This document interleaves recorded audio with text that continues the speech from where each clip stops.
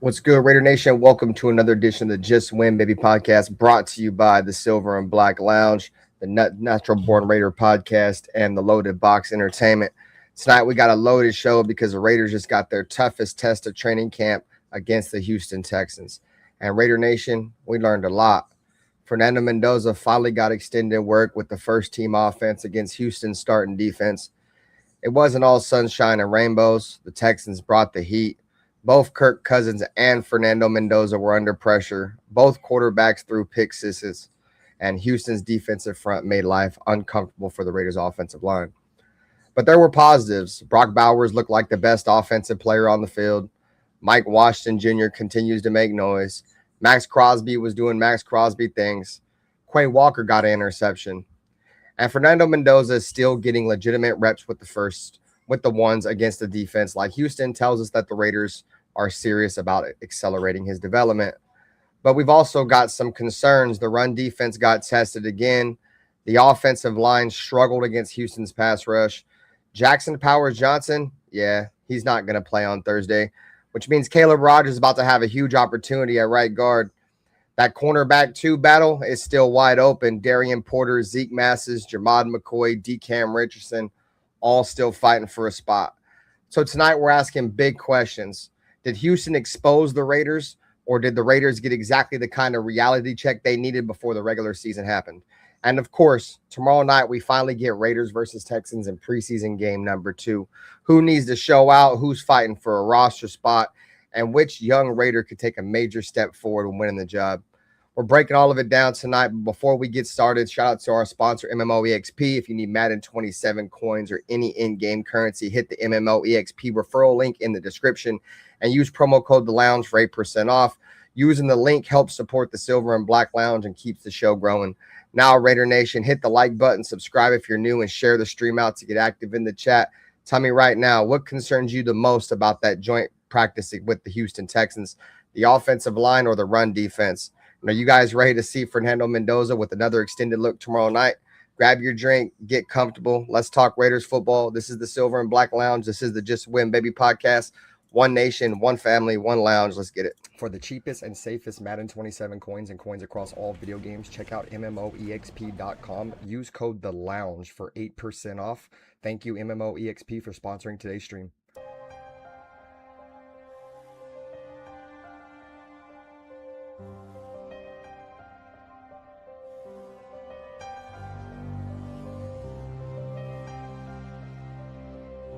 They didn't have to say much. This is the Raiders.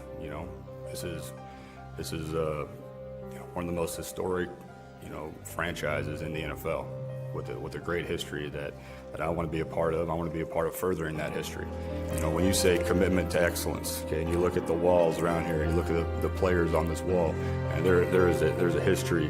There's a history of Hall of Fame players here. There's a history of Super Bowls, and that's. And with all this situation and all this shit I went through, the biggest thing that I took from it is I don't give a what everybody has to say. Truly, I really don't give a. Play clock down to 1. Williams batted up in the air, and it is picked. Crosby. He has been a beast. We do believe that this is a game psychologically of intimidation and of fear. I don't mean cowardly fear, but fear. But the Chargers and all those teams. To be honest, I don't like any of them. I hate all teams. The other team's quarterback must go down, and he must go down hard. But the Chargers. What I call the vertical game. We were going to stretch the field vertically. When we came out of the huddle, we weren't looking for first downs. We didn't want to move the chains. We wanted touchdowns. We wanted the big play, the quick strike. It's number one to say you want to do that. It's number two to say that you have the players to do it, but it's number three to do it. Hard. Try not to make mistakes, but don't worry about mistakes because there's only one thing that counts. Just win. Your commitment to excellence and your will to win will endure forever. You will not get.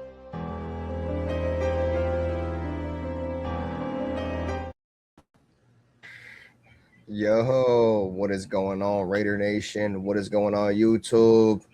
You guys are tuned in, man, to the Nation with Attitude, man. The Silver and Black Lounge, Natural Born Raider podcast, the Loaded Box ENT, man. I'm Raider Ben.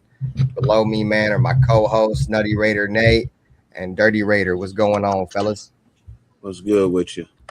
How's What's everybody? happening? 50 billion things on the face of the planet you could be doing. The fact that you allow us to grace your screen for any amount of time is greatly appreciated, more than we can verbally express. For sure, man. So shout out to all of you guys, man, regardless of what stream, what channel you guys are watching this on, man. Make sure you guys just take 2 seconds, man. Hit that like button, double tap that screen one time. It helps the channels grow more than you guys know. If you guys are catching this post stream, man, let us know in the chat where you guys are watching the stream from. We love to react to your guys' comments post stream and hit that hype button, man. That hype feature really helps all these channels grow. So anyways, man, shout out to everybody who coming by the chat. You know, we start this joint off and we'll give a shout out to you guys, man. I'm off that Voodoo Ranger, them IPAs. Get me a little buzz on, man. Rob Black and Grayed Out was in here, dumbass. He was in here last night. Shout out to Black and Grayed Out. Bruce Willis in here, man. Shout out to Bruce Willis. Raider Pete, my man's nice to see you, Raider Pete. We got John Leon in here, my dude. Always a pleasure. Jerry Fuentes, what's going on, guys? Raider Knight, always a pleasure to see you guys chilling with us tonight, man. Raider football tomorrow. Super excited for it, bro. I know you guys are all excited for it too, man. If you guys are excited for Raider football, man, you know, double tap that screen, hit that like button. Shout out to my brother Afa Kasi, man, tapped in from all the way across in Australia, man, on the other side of the globe, bro. So shout out to my brother Afa Kasi. We got Bubba in the chat, says the run defense concerns me. Yeah, man, we definitely gonna be talking a little bit about the run game and shit like that. Lucky said, can I add him on what? Anyways, man, let's go on. Let's go ahead and start this shit off right off the rip. We're gonna get into some notes, some news and some notes. Jackson Powers Johnson is out. Jackson Powers Johnson's not gonna play. I think he got rolled up on a red zone drill a couple days ago. Was seen in street clothes against the Texans. Nutty Raider Nate. Why? Yeah, it's tough. We missed his presence out there. It sounds like too in those practices. We needed somebody with a little more oomph in their oomph. But it is what it is. This is what when we drafted him, bro. It was a question mark why he even fell, but they kept his injury history pretty hidden, and it's unfortunate because he could have been a Hall of Famer. We're also not using him correctly. I feel like, in my opinion, I feel like we definitely. This is one of those situations where we got the player and we try to make him into something he wasn't. And overall, hopefully he can bounce back. Hopefully it's nothing too serious too, because it sounded like Kubiak was considering playing him on Thursday, but for whatever reason, they're going to play it safe, and I'm okay with that. Let's have him available for week 1, because I know a lot of people like Rodgers and he's stepping up, or they say he's stepping up. I don't really see it. He's serviceable. He's a good filling guy, but I don't think he has he doesn't bring the same tenacity JPJ does if he's available. So, but yeah, it's unfortunate. I thought he was a Hall of Famer, but I was wrong. I kid. It's tough, especially for JPJ, third round, or he's in year 3, second round pick. They're not going to get that 5th-year option. So this is a big year for JPJ. And like you said, man, hopefully he gets back on the field. Shout out to MK. JPJ, Dyrti. Thoughts, questions, concerns? Concerns? Not concerned. I'd be concerned if it was anything out of the normal. But this seems to be every year at some point in time. The kid is he's injured, and it's crazy because I was listening to Lincoln Kennedy and Q, this morning, and it made a lot of sense. And it was crazy that when you have when you have someone like a Lincoln Kennedy saying kids can't stay healthy, and it's like I almost don't even have a spot for him on his team. You know what I mean? It's like it's next man up. Um, Caleb What about Richard Rogers, Lane? from all accounts, everybody is saying that Caleb Rogers is, coming up. So, I said it last night, like, I was really hard on uh Caleb Rogers, and one of the reasons why was because of the coaching staff that we had last year, right? So I felt like, if the kid has some better coaching, maybe you can get a better result out of him, and you're starting to see it.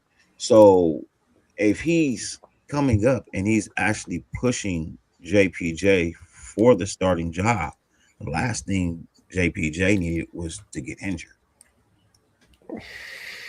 So, I mean, that automatically, pushes you right back down to second string, maybe third string, depending on how your injury is, you know what I mean, and when your timetable for coming back is.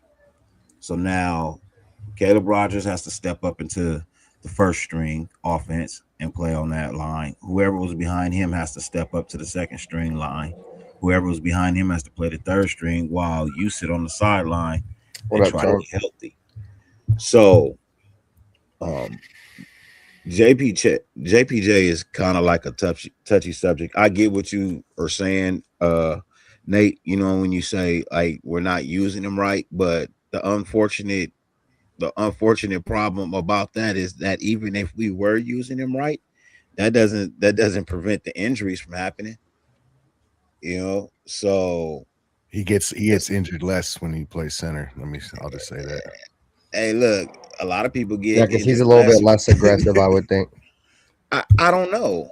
I don't know, because center is a pretty. It's a fact. I'm not. I hear you. I'm just saying it's a pretty aggressive position too. So like, yeah, he was successful at center. You know what I mean? But we now talking about a whole completely different style of offense. And what up, Jeff? I don't know. All I'm saying is with the injuries, that the way that they're piling up, I can't even say that if we had him at center, he wouldn't get hurt. What up, Alfredo? Like that's just one of the cards that you're dealt. No, yeah, it's not guaranteed. Like he could have got rolled up on at center. You know what I mean? This is not something he went out and purposely did. This was an accident in practice. Somebody rolled up on him, right? Who's to say it wouldn't have happened to him at center? Putting somebody at the left guard position that can't really block too well, and he's on at center, and then the guy gets rolled up on like right there. So like it's really like a toss in the air as to when it comes to the position that he's lined up at. If he would have got hurt, the problem is he keeps getting hurt. No matter what it is, it's becoming an issue. So hopefully this is something light. You know what I mean? He can take it easy for about a week or so and then get back out there on the field, and hopefully maybe week 1, he's fully ready to go and he has a full week of practice, and he shows great momentum towards being 100% healthy. And hey, we can revisit the conversation about him. But as it stands for now, I mean, kid has to get relegated all the way back down the roster. So you got to work your way back up from there. I mean, it's not a far climb, but still, this plays well for Caleb Rogers, and it really does hurt JPJ. Yeah, I mean, when you're losing reps in practice, and Caleb Rogers is going to start getting all those first team reps, I think we can all agree on it. You feel me? Like camaraderie and offensive line is like a lot like a brotherhood, right? So these guys get really familiar with one another, and JPJ is just kind of pushing his way out with the injuries. And like I said, it's not his fault. Jackson Powers Johnson, I think we'll all agree that when he's healthy, he's one of the better guards in the league. Definitely a fan favorite player. His family went out to, I think, that Bakersfield event a couple years ago. But at the end of the day, if you're injured, and you're not on the field, you're right. You can't really do nothing for the team. Like I said, it's unfortunate. Hopefully we'll get JPJ back out on the field soon. Like I said, they haven't specified exactly what the injury is. So like Nutty Raider Nate said, hopefully it's just something minor, and it's a precautionary thing. I think keeping him out of a game though makes a little bit more than a precautionary thing, but who knows? But the injury bug has riddled its way around the NFL. If you guys aren't aware, Tyler Biadasz, who I believe was brought in to play the center for the Chargers, one of the better offensive linemen in the NFL, interior offensive lineman, got rolled up on. He's done for the season. So, I hate seeing anybody get injured, but, that's in our division. So, it's going to help us a little bit. And then, unfortunately, for the Texans, I believe the wide receiver's name is Jaden Higgins. He also got rolled up on and blew his ACL out in that joint practice against the Raiders.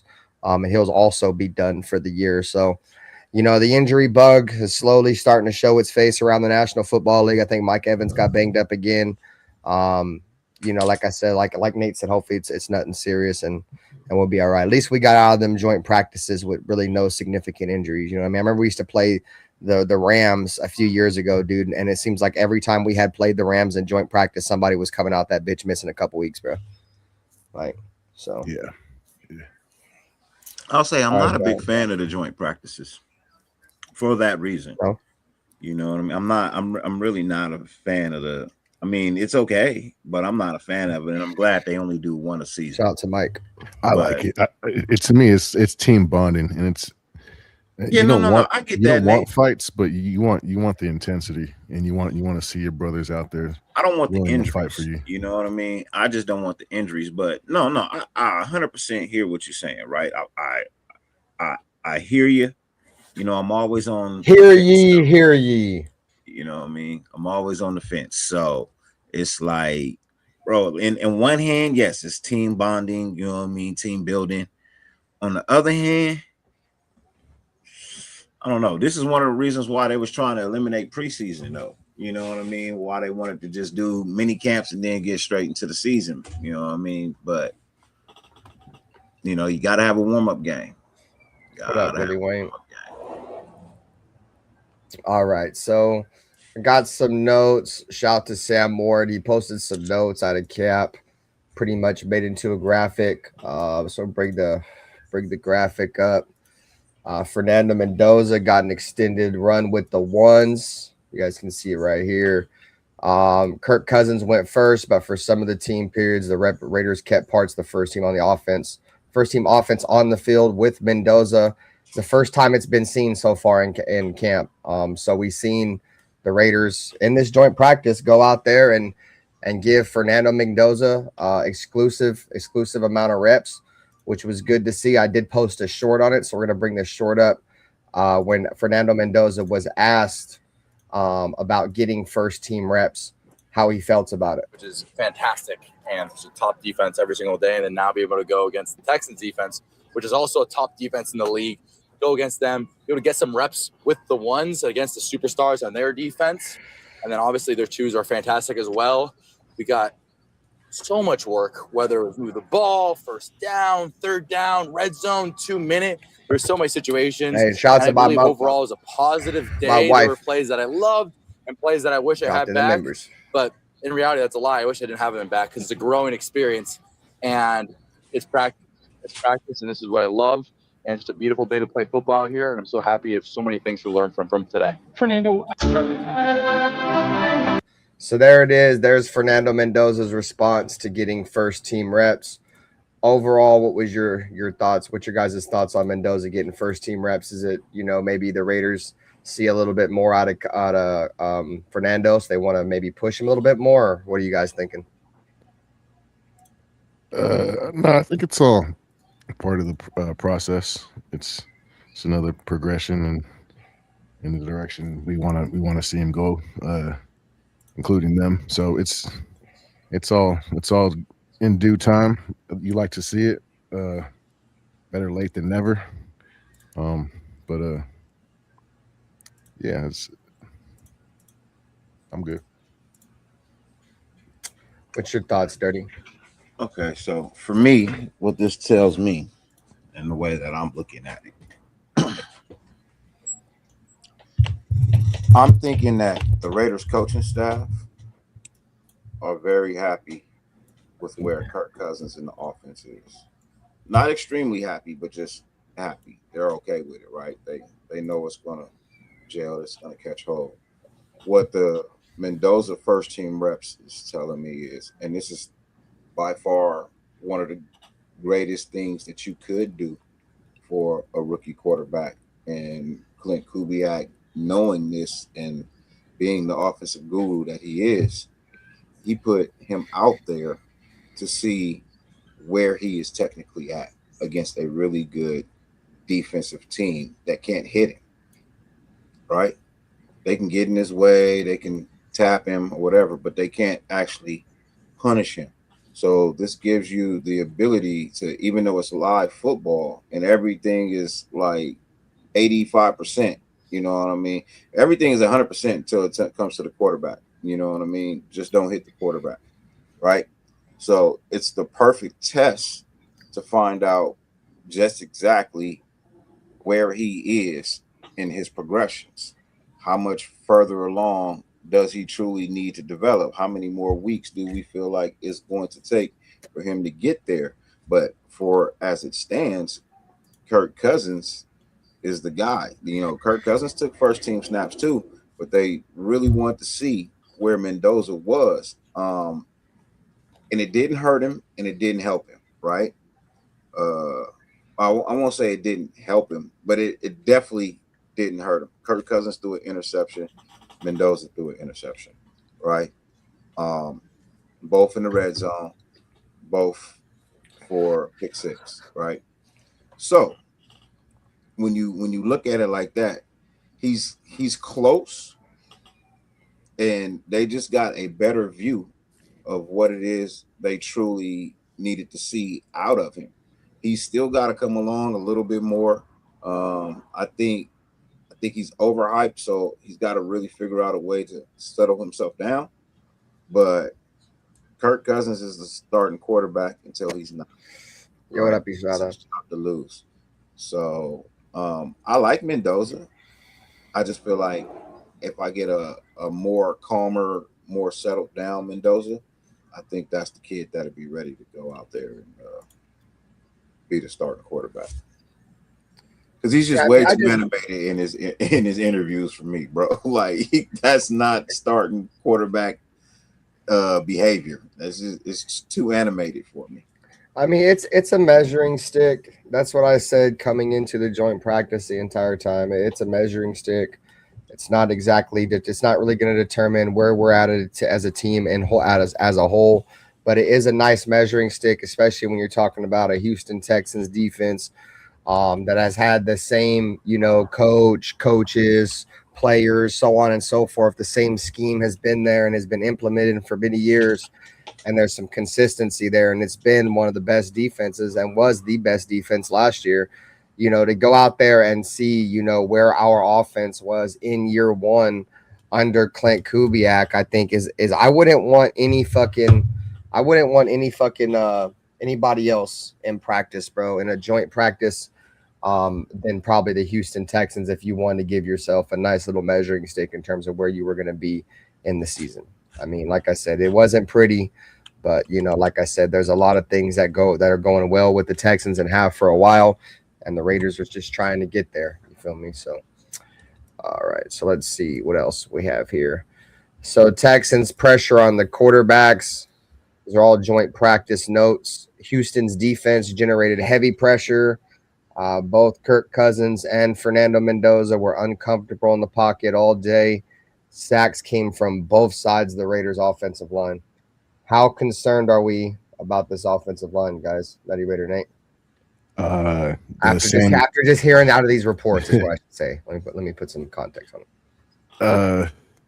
I've seen them playing last week gave me some hope, but I know our weak spots, and I know like I'm sticking with my. I don't think we have the horses. We got the coaching, it feels like, but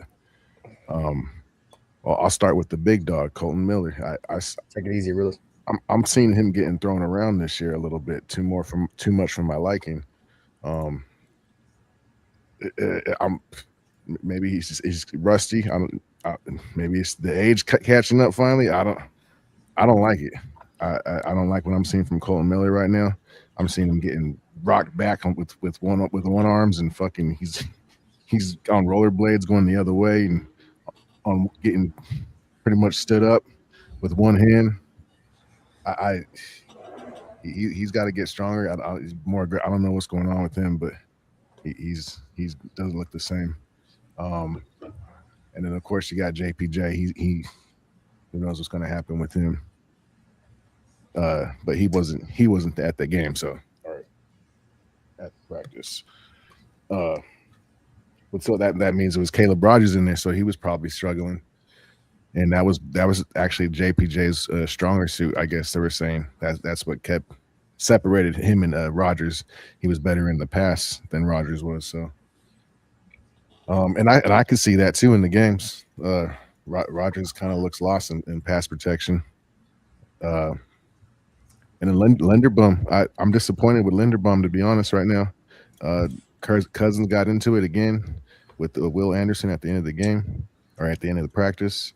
And Kirk Cousins had to go stand up for himself again, and I didn't see any linemen, or I didn't hear any linemen in there to back him up. But I would have liked to hear that Linderbaum was standing up for his quarterback, or one of these offensive linemen were sticking up for Kirk Cousins. But that's just me, I guess. And then the right side, I don't know what's going on with the right side. It's Glaze and Caleb Rogers. Oh, that's Caleb Rogers. That's right. So I missed Burford, but Burford actually some of the clips I've seen and some of the stuff I've been watching, he's solid. He's as far as pass protection goes, he looks pretty solid. So yeah, same. I've been seeing a lot of good things and reading a lot of good things about Burford too. Yeah. So I can't. I don't got here. And then Trey Zunes is a wild card. We'll see. But yeah, I don't know. Dyrti, questions, comments, concerns, thoughts on the offensive line getting, hypothetically their shit pushing? So I wouldn't go as far as that statement. It's what people have been running with, because it was like a big headline title that kind of was just, but like I said, I was listening to Link, and he said, man, it wasn't as bad as the headline was making it out. Severe, great show earlier, dude. You know what I mean? What it do, Severe? It wasn't as bad as people were making it out to be. You got to remember something. It's Houston Texans. They got a hell of a defense front, bro. They got a hell of a defensive front, right? No team is really gonna be able to handle kind of what they're gonna be throwing at people this year. We didn't win, but we didn't get our ass beat either. In the passing game is where we lacked, and they kind of really got at us in the passing game. But our running game, they kind of had to take a step back a little bit. That was one thing we were able to do, was run the ball on it. The passing game, it is what it is. The pass blocking is not perfect. Now, I warned y'all about Colton Miller. I warned you about Colton Miller last year. I told you if I started seeing old man veterans start to sit in, bro, I'm gonna require something else. And unfortunately, there is nothing else you can go and get right now. You know what I mean? Like, there's no left tackles that are in free agency like there were when we were in need of actually bringing somebody in to push Colton Miller for his job. So that's just the bed that we made, and we're gonna have to lie in it now. You know what I mean? Because we could have got a left tackle. We could have got a younger, more healthier left tackle, and we didn't. So I'm not gonna listen to the whining and crying about him this year. Not gonna happen. Burford is doing his thing. I felt like this was a good addition when we got him. A lot of people had a lot of bad things to say about him because he came from Frisco. What up, You know, Frank? because they were listening to Frisco fans. Oh, he's terrible. He's okay, cool, great, wonderful. He was terrible for you. Doesn't mean he's going to be terrible for me. You know, it's an upgrade to any and everything that I had at that position last year. So I'm very happy with the way he's been out there handling his own, doing what he's supposed to in the run and the pass blocking game. Linderbaum, I'm not too hype about. But I'm not downing him either. We all know the success of his blocking comes from the run game as well. One of the reasons why they went and got him. We all know that he needed some work in the passing game. We knew that. We knew he would be better than any of the past centers we had previous. So, Caleb Rogers coming along. We'll see this week when he gets to run with the ones to see, how he really is shaping up out there. As far as that right tackle, I think it's DJ Glaze and Zoom. DJ Glaze is definitely ahead of Zoom, but Zoom's not too far behind him. And that's the other reasons why I'm not too whatever with Colton Miller, because Zoom can play left tackle as well, and he is slotted in that position too as a backup. So if it's not working out with Colton Miller and, God forbid there's a reason why he can't play and Trey Zoom steps in and he actually does well, then kudos. If he doesn't, then we fully understand. Like, it's going to be real tough out there. So, but we'll see. Charles Grant, don't sleep on. I've been hard on Charles Grant as well, just because he's from a smaller school and we've been kind of babying him. But he did his thing last week, so he might be capable to take over for left tackle. We'll see. Okay. But yeah. All right, guys. Shout out to everybody in the chat, man. Appreciate you guys for sliding through. As always, man, double tap the screen, hit the like button, subscribe to all 3 channels. Whether you're watching on the Natural Born Raiders podcast, you're over there loaded in with the box and the loaded box and Nutty Raider Nader. You're over here lounging in the silver and black lounge at Raider Ben. Regardless of what channel you're on, we appreciate every single one of your guys' time here on this Wednesday night as we get ready for Raiders football tomorrow night against Houston.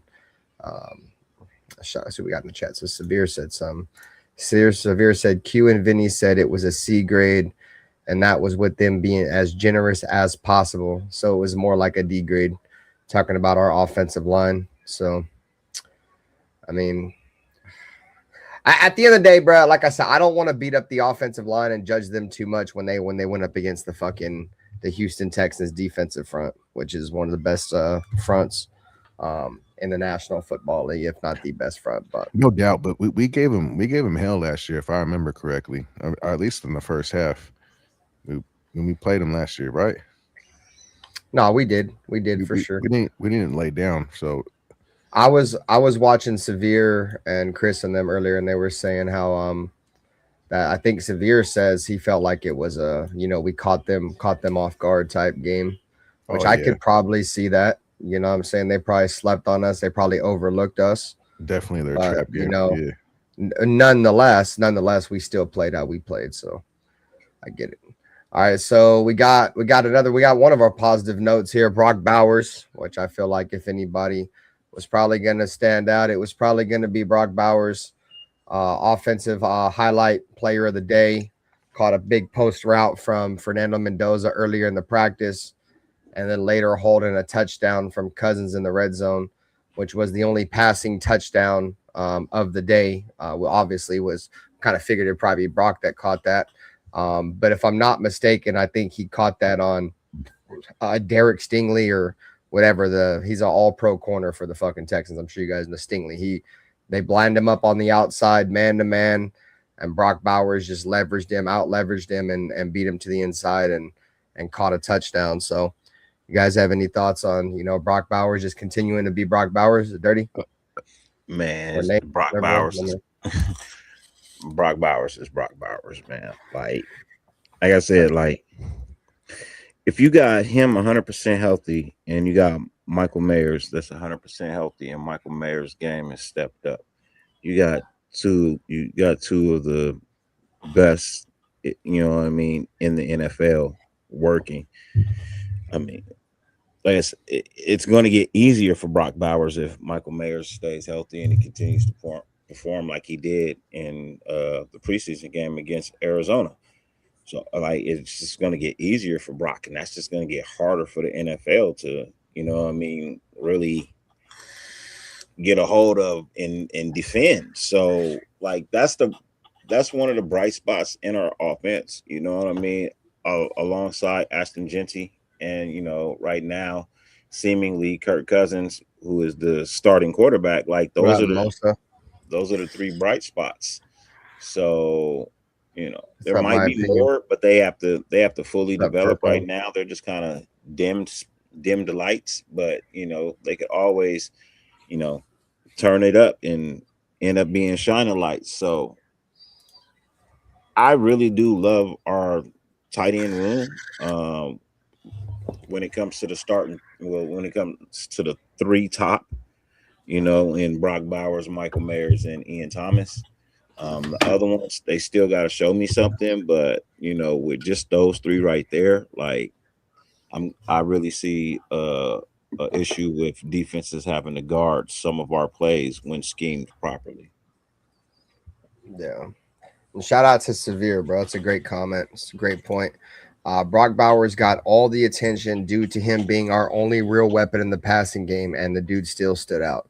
True baller. Yeah, facts, bro. That's why, like, you feel me, when what was it, like maybe after about 7 games or 8 games, people were asking, well, when teams start to figure out that Brock Bowers is our best player and they start bracketing him and doubling them, what are they going to do on offense, dude? Brock Bowers is so good. He's going to win a lot of those matchups, even bracketed and in double coverage.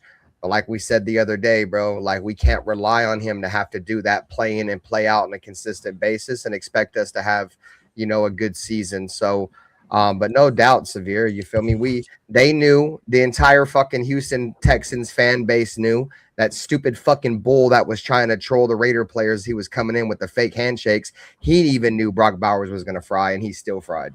So, but yeah, shout out to Severe, man. Appreciate you for coming through the stream. If you guys ain't following Severe, man, make sure you guys follow Severe, man. He does a great job over there with Chris and 805 and with Farrell, man. Shout out to Elijah Wildhorse. Moses said, will Kirk be better than Geno? He better be better than Geno, bro. That's all I can say. Elijah said, make Brock your wide receiver 1 and make Michael Mayer your tight end 1, bro. We've been saying that over here on the podcast, bro, for a couple of months, dog. And when I was saying the Raiders should run a 12 personnel, but a shotgun 12 personnel with Michael Mayer as your traditional inline tight end with Brock Bowers playing the slot, people didn't like that. You feel me? The majority of the chat was like, nah, bro, that ain't it. You feel me? We want Brock Bowers to play tight end. But not knowing or not really understanding that Brock Bowers plays and has played the majority of his reps, college and in the NFL, as a slot wide receiver. So I agree. I think the best option, and let me ask you guys, I mean, who would you guys rather have as on the field as a pure pass catcher, right? Would you rather have Brock Bowers and Michael Mayer, or Brock Bowers, Jalen Naylor, Brock Bowers, Trey Tucker, Brock Bowers, Jack Besh? I'm sure everybody's going to say I'd rather have Brock Bowers and Michael Mayer over all those other guys I just mentioned. So, you know, I think the best opportunity for the Raiders to win, at least on the offensive side of the ball, is to get both of our tight ends utilized. So, Nutty Raider Nate, your thoughts on Brock Bowers? I have a saying. It goes run the rock, pass the Brock. So yeah, I'm all about it. Brock Bowers is a baller for sure. I did he hyperextend his knee or something? So I saw something. He had like wrap some. Nah, it wasn't. He just had a wrap on his knee. He didn't hurt himself. They were just fucking, people were just making up rumors. Yeah, he was at Houston Texans practice with no wrap.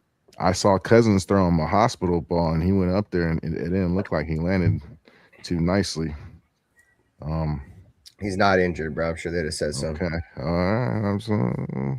Hey man, quit throwing Don't get mad at me, man. I'm about to say, God damn it, don't start that shit. God damn it, you son of a bitch. I ain't nobody saying that shit but you, so shut the fuck up. I ain't trying to hear none of that shit. He said, yeah, he got thrown to the hospital. We start. Yeah, God damn it, you son of a bitch. Oh, but yeah, I love. You will not put that on me, Ricky Bobby. You will not put that on me. I'm about to go get some fucking holy water here in a second, dude. You keep saying this wild ass shit.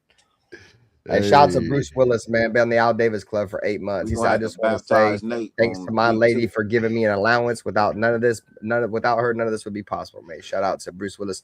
Bruce Willis, I believe, is going to make that LA trip, guys. So we about to be linking up with Bruce Willis. Hey, Bruce Willis, bro. I'm trying to get you into the LA group chat, bro, on Instagram, gang. You got to hit me back. You guys have any final thoughts on the whole Brock Bowers before we move on to the next subject? Next topic, next note. Nah, I'm good. We good? All right, cool. Turnovers against Houston. Mendoza originally was nearly picked off by Kamari Lassiter in the red zone, and then 2 plays later, he threw a pick 6 to Jalen Petrie. Kirk Cousins also threw a pick 6 to Kamari Lassiter in the final team period. Dyrti, you go ahead and start us off with this one. Turnovers, bro. Pick 6s. I think it was something we've kind of been hearing about far too much for my liking. Well, if we keep in count and we keep in record, Mendoza has thrown more picks than Kirk Cousins in the preseason. But again, it's the Houston Texans, man. Right? Like, their defensive front is nice, but it's just as nice as their defensive front is. Their defensive back are nice too, bro. Like, Stingley is no joke. You know what I mean? Petrie. Yeah, Petrie is no joke. Like, bro, they do have some defensive backs. They got some safeties. They got Raider race. You know what I mean? They are a complete defense, bro. You know what I mean? They are a 100% fully complete defense. You know, they don't really have any gaps. That's one of the reasons why they were so successful last year was their defense. Their defense kept them in games. Their defense took them to the playoffs. Because we all know C.J. Stroud did not have the best of years last year. The offense was hurt. It was plagued with some injuries. Wide receivers would get healthy, and then the next wide receiver would drop, and then another wide receiver would get healthy, and bro, they would be having 3 wide receivers on the roster and 4 on the damn IR. And every time one come off the IR, another one goes back on it. So, like, you just got to put that into perspective. Like, we're not where we need to be. You know what I mean? And this kind of really puts like things in a much more clearer perspective as to what to expect from this team. But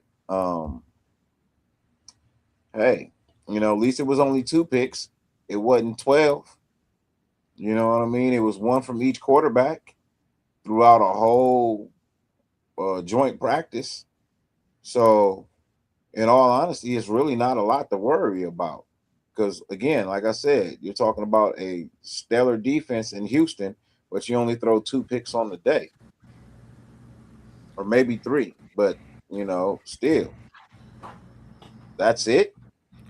So Elijah Wildhorse wants some context on the interceptions. I haven't heard anything in terms of context on the Kirk Cousins interception.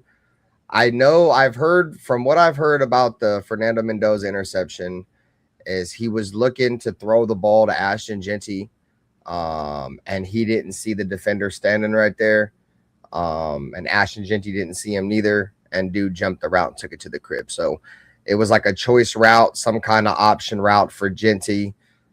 Jeanty nor Fernando Mendoza read the coverage right, and the defender Jalen Petrie stepped in front of Ashton Jeanty and took it to the crib. So, and yes, it's joint practice.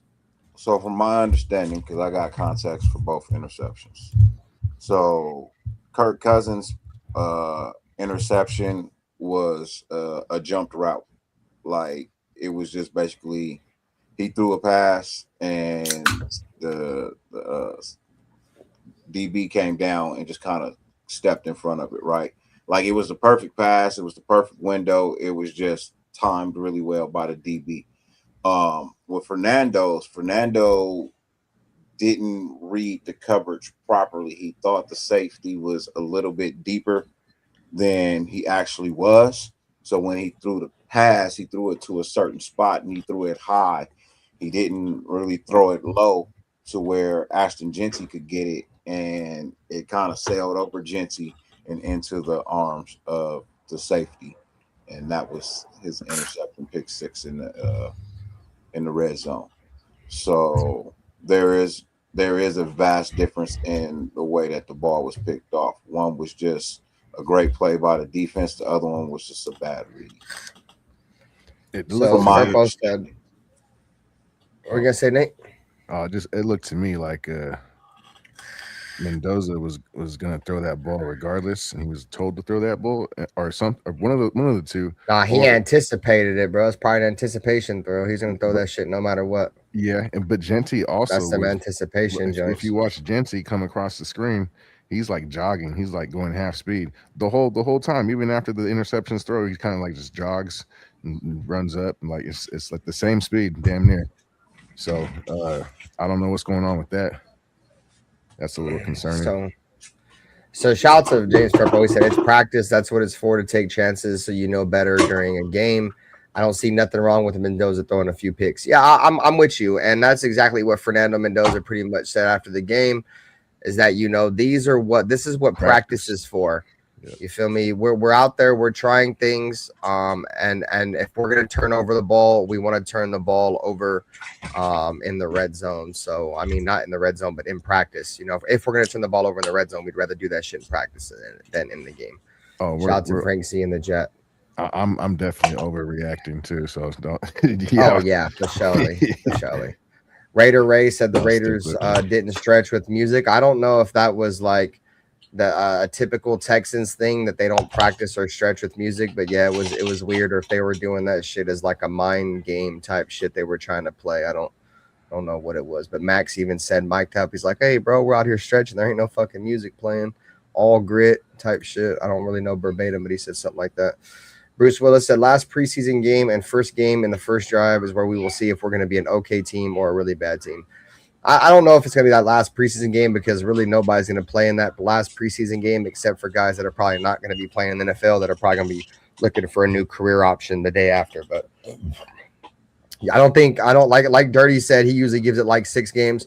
I don't think you really truly know what you have as a team until about like week 7, week 8, somewhere around the midpoint of the year is where I think you start to really understand who you are as a team. So it's going to take a while, bro, for sure. Anthony Provincio said interceptions in practice is not a big deal. They're trying shit. No, exactly, bro. Exactly. That's why I don't think anybody's really overreacting about it, except Nutty Raider Nate. I've overreacted a little bit too myself, though. So shout out to Nutty Raider Nate, my guy. Elijah said rookie mistakes he'll learn with time. Bad wide receiver route running for Kurt. Yeah, bro. It's just, we know, bro, these wide receivers are not very good. That's why the secondary, we have to take, the secondary balling out with a grain of salt, right? Because we know our wide receivers aren't very good. Literally staring him down, staring right where he was going to throw the ball, staring at the defender. Oh, bro. All right, guys. So here we go. We're moving on to the next note that we got out of scrimmage. And that's Mike Washington Jr. continues to flash. He ran some with the 2s today, looked good with the 2s, had a touchdown run in the red zone. He did run the ball a little bit with the 1s. There's not a note here that's not here, but he also had the longest run of the day. Mike Washington had a 31-yard run, which was the biggest play of the day for the Raiders. Nutty Raider Nate, thoughts on Mike Washington? Chat, you guys can chime in too. What's your guys' thoughts on Mike Washington as well? I'm going to take a piss. Go ahead, Nate. He baller. I think it was with the second team, but either way, I think he's a baller. It's we're gonna have a good 1-2 punch if we get our offensive line gelling healthy. He opens up our offense for sure. Buys Genty some time. Yeah, I'm not against it. Well, for me, this leads back to what I was saying about that offensive line. They're built for the run game. Oh yeah. You know what I mean? That's why when people say, "Oh, the passing," I'm not too concerned about that. Reason being, we don't even have a number one. We don't even have a true number one wide receiver. Run the rock. You know what I mean? We're going to be running the ball.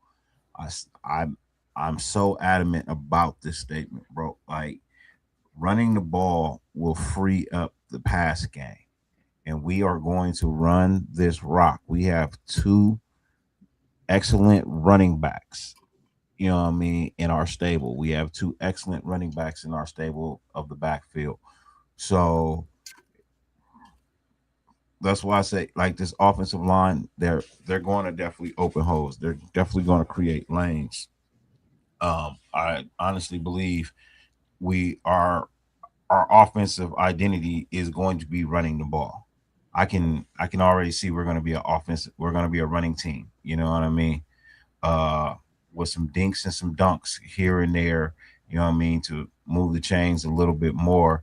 You put the ball in, like, Brock Bowers' hands, you put the ball in Mayer's hands through the air, and they create, right? But the issue we were really having was, like, the running game.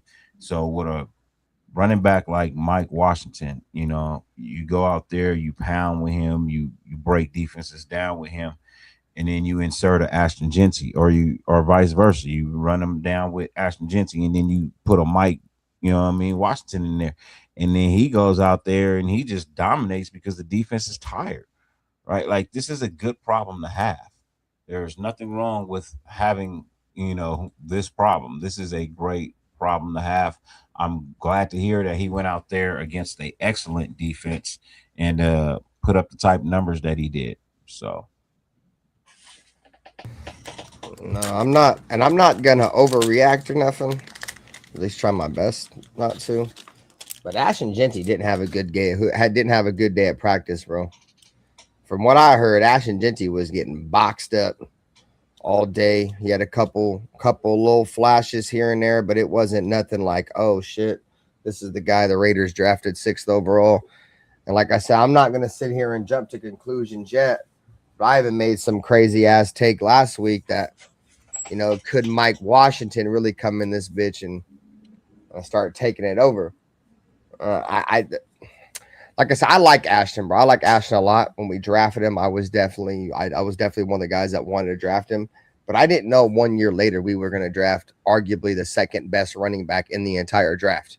You know what I'm saying? Like, and gave Ashton Genty true competition, bro. Ashton Genty's going to have to run the ball like he's never ran the ball in his life, because I'm sure a lot of you guys will agree with me, dude. This guy is not just settling for being a backup running back. He don't want to be a backup running back, bro.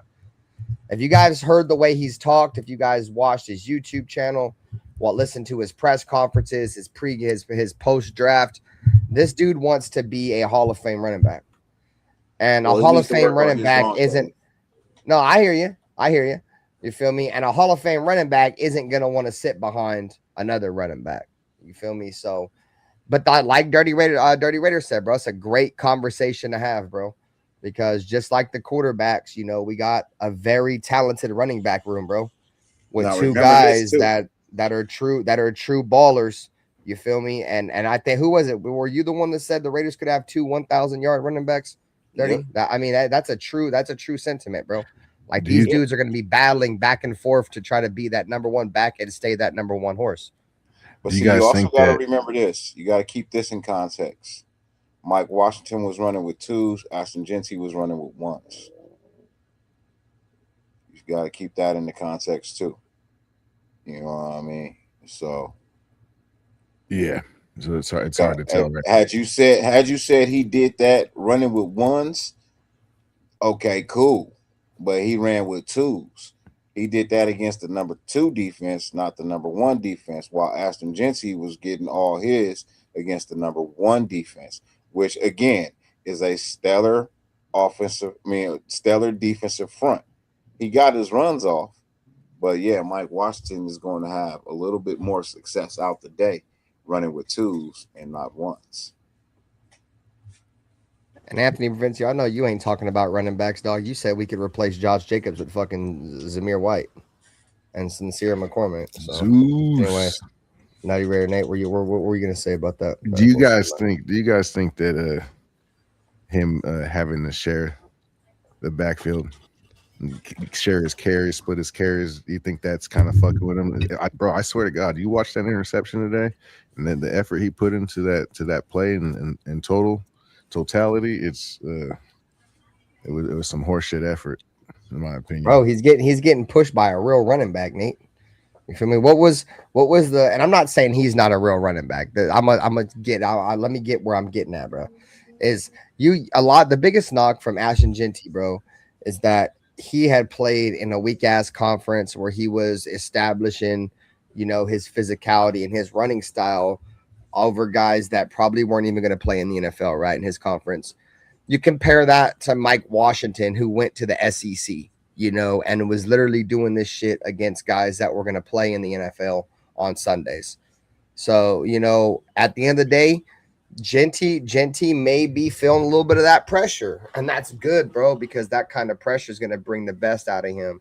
You feel me? And regardless, bro, it's good competition to have. I'm just going to say that. But if the result is him moping around on a route and causing an interception for a pick six on a play in a real game, we know that's not going to be allowed, though, Nate. They're going to clean that up. The coach going to clean that up. I think it really had more to do with it. It had more to do with he wasn't going to jump for the ball, bro. It went over his head. It was a medicine ball. Yeah. It was a hospital ball, bro. It was a hospital ball, and he wasn't going for the hospital ball, bro. There you go. I like medicine ball. That's a good one too. The medicine ball, hospital ball. I like that one. Death ball. I don't think I've ever heard medicine ball. He wasn't trying to do coffin ball. Coffin. I used to call them coffin passes. Yeah. I meant to say hospital ball. I got it wrong. That was a good one, though. They jumped shit up on the fly, bro. It's fire. And look, again, you can say whatever you want. You're still trying to measure a fresh new team like the Raiders, who have a new coaching staff, new offense, new defense, new coordinators, new everything, right? Versus an established playoff team. All right. No, if you get any success, it's a great day. I feel you. All right. So we got our next note to come out of scrimmage. Shout out to everybody in the chat, man. You guys make sure you guys double tap that screen, hit that like button, subscribe, regardless. If you're over there on the Natural Born Raider podcast, you're loaded in the box with Nutty Raider Nader. You over here in the lounge, Silver and Black Lounge at Raider Ben, man. Pull up a chair and smash that like button in the lounge. All right, guys. On Spotify. Oh yeah, shout out to all the Spotify listeners too, bro. The homie Dyrti Raider Nate got us. The homie Dyrti Raider got us set up on Spotify too, man. So shout out to all you guys, man. Appreciate y'all. You guys go on that goddamn Spotify and leave that shit a 5-star review. Good damn it. Yeah, I done post the link like 4 times. Yeah, y'all go drop us a 5-star joint. Shout out to Josh. Shout out to Severe. Severe said that was a lazy route by Jeanty. It may be that he didn't think he was getting the throw, but still the route was lazy. I didn't see it. I haven't seen it. If anybody's got the clip, show me, bro. Bullets are flying. You guys definitely post it, bro. Yeah, Nutty Raider Nate rebranded with us, bro. We all pretty much rebranded, bro. So Nutty Raider Nate is in his channel's the Loaded Box ENT. So shout out to Nutty Raider Nate. So what let's up, see Josh? what else we got here. Severe said the run game was shut down today. The only highlight was a 30-yard run by Mike Washington Jr. against the Twos. Yeah. Tough day for Shirley for the run game. For the offense really as a whole, bro. Like we couldn't really do shit in the pass game neither outside of Brock. Josh said, Benther, hate to say this, we had no pressure against the Texans O-line. Max had pressure. Imagine trade went through. We're going to through it like we did 2018, only 12 sacks. Well, I definitely heard the Raiders had definitely got some pressures in the passing game. It's just our run defense was terrible. Run defense is what's terrible, bro. Shout out to the Rebel Raider. He said, just hold tight, people. It's going to be a long, hard season. I agree, bro. That's why I had us between 3 and 5 wins. Shout out to father and son football, bro. Shout out to you, man. Shout out to the chat, bro. Appreciate y'all. Let's get into the next note. Run defense concern. Texans had success run the ball against the Raiders defense. And Woody Marks, which I believe is like their third string running back, bro, found the end zone twice on the ground, bro. So the run defense, a little bit of a concern. Again, the Raiders did have, somewhat of a decent run defense last year, but it looks like the Texans, who are, at least based off last year, a subpar running team. Dyrti, thoughts, questions, concerns, run defense? Yeah, I got concerns about the run D. Who doesn't? You know what I mean? Like it looked bad on last Thursday night. It looked bad against Houston, and it's probably gonna look bad again tomorrow night. You're forcing Raider Nation to keep bringing up this Vita Vea trade, bro. Vita Vea just re-signed today. Vita Vea re-signed today. It's over. See, so there you go. Now that's gone, right? So what are you gonna do? Because use the Raiders as leverage, just like Ndamukong Suh did. We don't seem to be getting any production. You let Adams go to another team. You know what I mean? You let good quality backups go other places. You know what I mean? Like, dude, what is this defense? What is this defense going to be? Like, are we just going to go out there and just be out there on the field, or are y'all going to are they going to step up and actually do something? Like, why? I'm so sick of paying people to come here and fucking shit the bed, bro. I am sick of it. If you're going to come here, do something. If you ain't going to do nothing, don't come here, bro. This ain't the place to come and get a check and sit on your ass. It is. It is, though. That's the thing. It is, though. I mean, we're trying to get away from that, Dyrti. Yeah, I know what you mean, but yeah, exactly. We get where you're coming from. I'm picking up what you're putting down, but historically, over the last 15, 20 years, this has been the place where you come up and kick your feet up and just get paid. I mean, we don't want it to be that, for surely, but we're gonna keep getting robbed if we don't defend ourselves. I mean, let's just be real though, bro. We ain't got no. This is what happens. We ain't got no pure interior, like true defensive tackles. And this is no shade towards Adam Butler, bro, but he's more of a trying to get after the quarterback than a run stopper, bro. You feel me? Taka Hemingway is kind of more the same way. He's more of a pass rusher, bro. We got no true, real run stopping defensive tackles. Zero. So teams are gonna run the fucking ball right at that, dog. We got a NASCAR package. No matter what defensive line group we put out there, dude, a whole bunch of pass rushers, not too many guys that can draw doubles besides Max Crosby, and he's only drawing a double because he's fast and athletic, and he's like Gumby, like some people will say.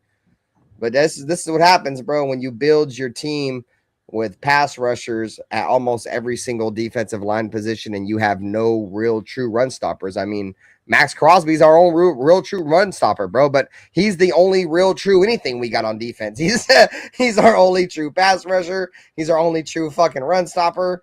You know what I'm saying? But like, yeah, dog, I mean, I'm not super surprised. Like I said, I've been saying for, the last few weeks at least, I don't think our defense is going to be very good.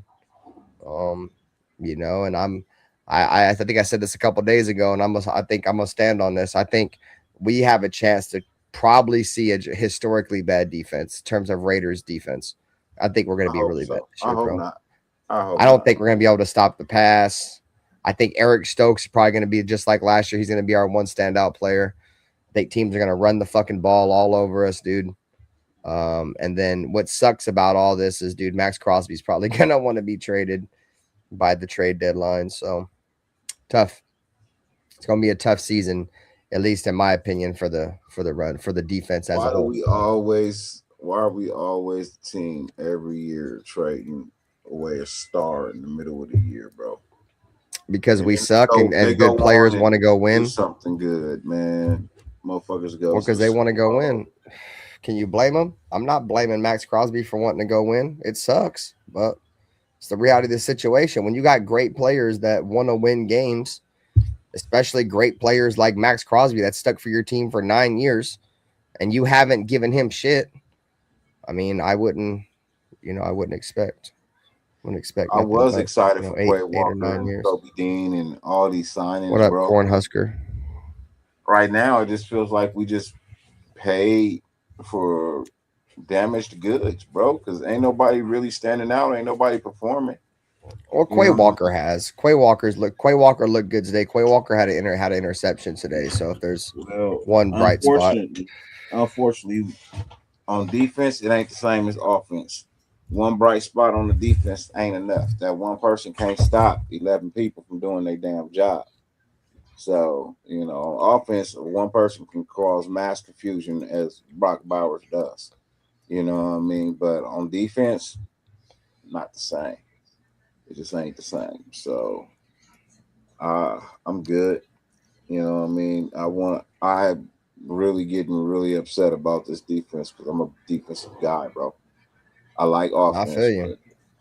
I love defense. That was a great Super Bowl for me. A lot of people didn't like it because it was a defensive Super Bowl. I loved it. But now we in regular season, and I'm not going to get a chance to fall in love with my defense because they look like trash. I feel you, dog. Nutty Rare Nate, did you give your thoughts on that last topic before we move on? Oh, we're talking about the defense? Yeah. The run defense. Oh, nah. It got Benito Jones cut. I didn't really mention that. I had a lot of hope for Benito Jones. Me too. I didn't. I thought Benito Jones would have been solid. But let me say this, but I don't think we were using him correctly either because he is a true nose, in my opinion. Again, but for sure he is. Rob Leonard, fucking obviously, he's got other plans for this defense. I'm not quite sure I see the vision, but the way it's going, the pattern I'm seeing is I don't think it's possible we can run a 3-4. So I think that's all bullshit. Yeah, the game's on ESPN tomorrow, right? I think Rob Leonard's learning on the fly right now. I'll be live for the game too. He's going to learn that NFL means not for long, at least as a defensive coordinator. Type shit. Shout out to everybody in the chat, man. Make sure you guys hit that like button, subscribe. All right, guys. Next note: pass rush was the one bright spot. Raiders defense up front, pass rush in terms of getting after the quarterback did show up a little bit today. And Max Crosby recorded a couple of sacks. Dyrti, you can start us with this one. Yay, Max Crosby got some sacks. 2. Wow, wonderful, fabulous. That's it, man. I don't really have a lot to say about this defense, bro. They're underwhelming, bro. They're truly underwhelming. All right. This is not conducive to going out and spending the bulk of your free agency money on your defense for them to be bad, just as bad, if not worse than they were last year. Why go spend all that money if you are not going to get better production than what you got last year? So I'm not sold. I'm not happy. You know what I mean? I'm hoping our offense is a 30 to 30, you know what I mean, a 28 to 35 point per game offense, bro. That's all I can hope for. I can hope we can go out there and put up. That was 35. Yeah. If they can go up and put up 35 points a game, man, that might be the only thing that gives us like any kind of hope, bro. I mean, it's a far-fetched thing to ask for. I'm just saying that's the only thing that's gonna make me feel like we got any real type of chances if this is a 35 point a game. Shootouts. I'm gonna just say this, bro. Speaking of 35, Max Crosby at 35 million a year better be getting a goddamn couple sacks in practice. Goddamn it, you son of a bitch. You know what I'm saying?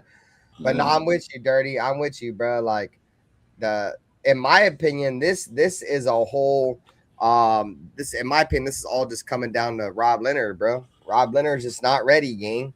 He's not ready. His coverage, I think, is really what's gonna hurt him the most, on top of the fact that we ain't got no true inside dudes. But I don't know, bro. I don't like Rob Leonard, gang. I'm just gonna keep it real, gang. I don't like Rob Leonard. Y'all knew, a lot of y'all knew, bro, going in this bitch, I didn't want Rob Leonard. I'd have probably took anybody over fucking Rob Leonard. I ain't gonna lie. Originally, because I thought we was only bringing back Rob Leonard to make Max Crosby happy, but then we got rid of Max Crosby. So I don't know if it's because they wanted to make Raider fans happy or Mark Davis happy, or why we kept Rob Leonard. But nah, bro, that was terrible. Or maybe the Raiders just want a scapegoat. So this season, you feel me? When it all goes bad, Kubiak could be like, well, yeah, look how bad our defense was. Because I said this before, bro. There's always a scapegoat, goddammit. Yep. And This get Jim Schwartz on the phone immediately. Yep, type shit. They gonna use him as a scapegoat, right? And then we gonna be, if we ask, right? Say we ask, right? They gonna be like, yeah, well, Rob Leonard defense shit. And we gonna get a top pick. We gonna get Jeremiah Smith, and they about to be on the phone with Jim Schwartz, like, hey, gang, you feel me? You ready? You ready? Like, I know y'all wanted to sit out last year, you feel me? But no, I like that Jim Schwartz take, bro. I like that Jim Schwartz take. That's gonna be crazy if that happens. The Browns did them dirty, and they pretty much they Calvin Johnson them, bro. Yeah. They Barry Sanders him. They wouldn't let him leave. Go ahead and retire, homie. Yeah, right. He's like, all right, bro. I could honestly see some shit like that happen. I'm not gonna hold you, bro. Like that ass. And at this point, they gonna trade Max. Say if it goes bad, right, and Max gets traded, bro, they gonna have at least a second round pick or hopefully a first round pick that Jim Schwartz will be able to work with. You feel me? Like, so I don't know. We're just talking hypotheticals here, guys. All right. Let's move on. I think I only got a couple more, and then we'll talk about the game coming up. Yeah, so we got the defensive notes, some bright spots on the defense outside the pass rush. Yeah, no doubt. Quay Walker with the interception on the running back wheel. And then also spiked the ball and started talking shit to the running back after he spiked the ball. Then Jamad McCoy was getting some run with the ones and didn't look terrible. Overall, the pass defense didn't look terrible.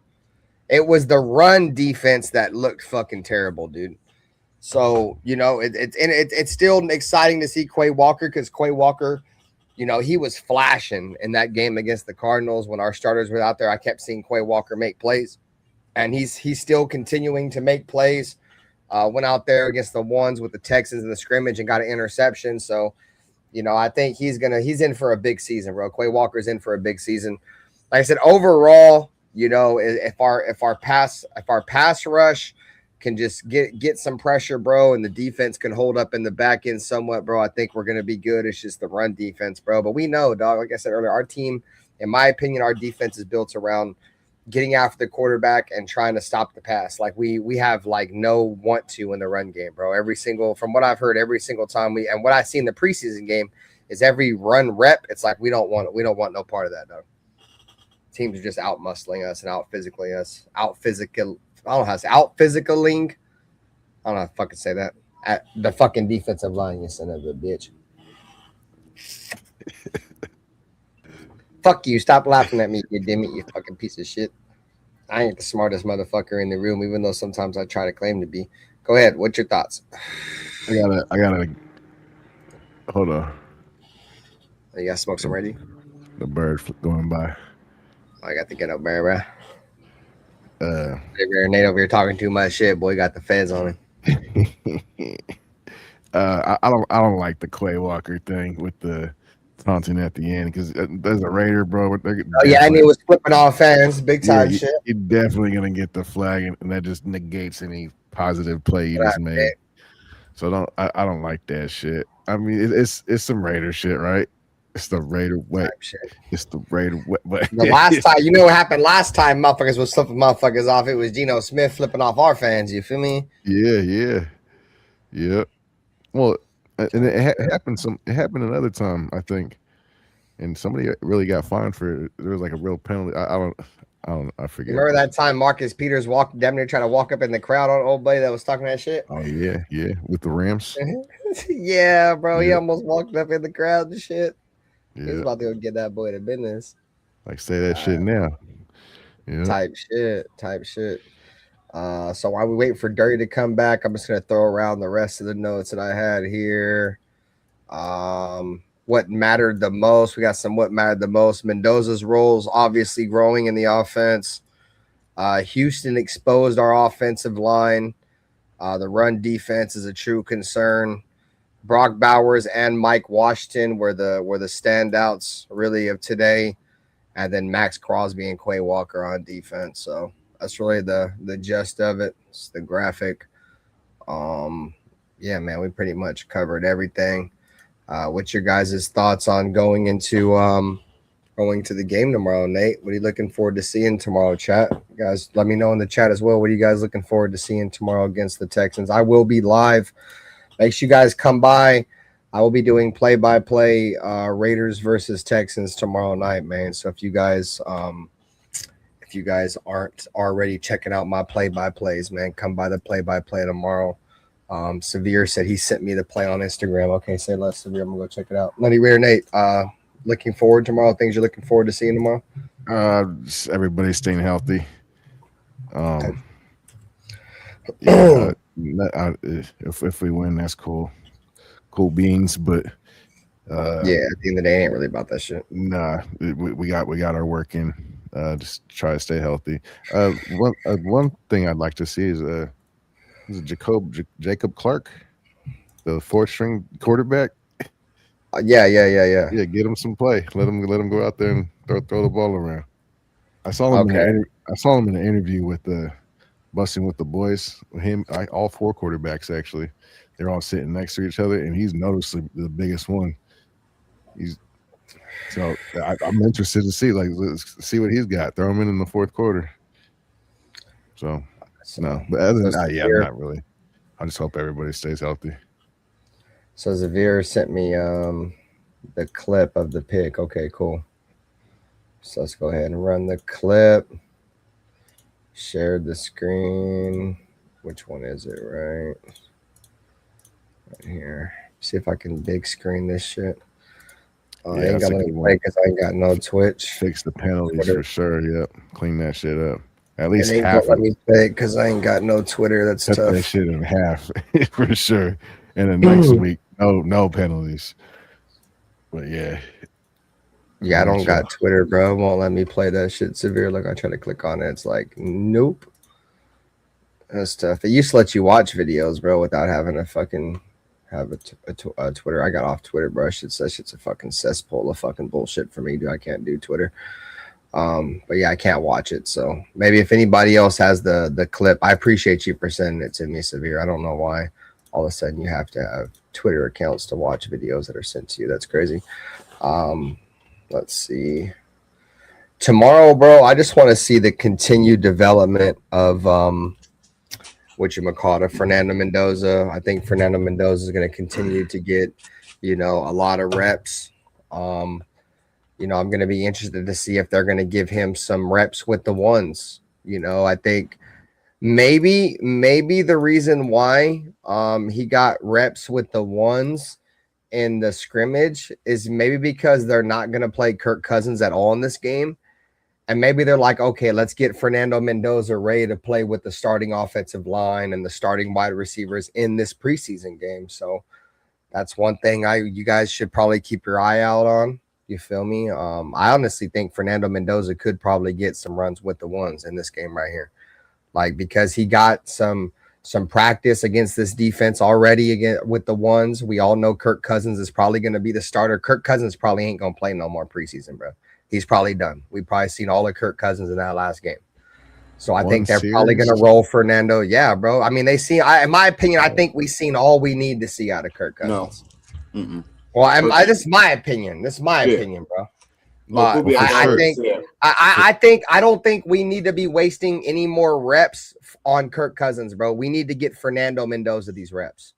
So I think Fernando Mendoza needs to be out there tomorrow with the ones. That's the biggest thing I'm looking forward to, and the continued development of Mike Washington.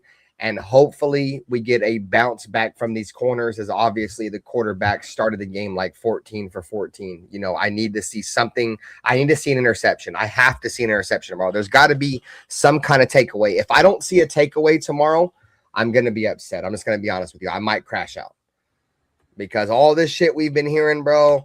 And if we don't have an interception, if we go through 2 preseason games and we have no turnovers, I'm going to be a little bit of upset. So Fernando Mendoza getting some rep with the ones. If it happens, I'm looking forward to that. Mike Washington, and then the secondary.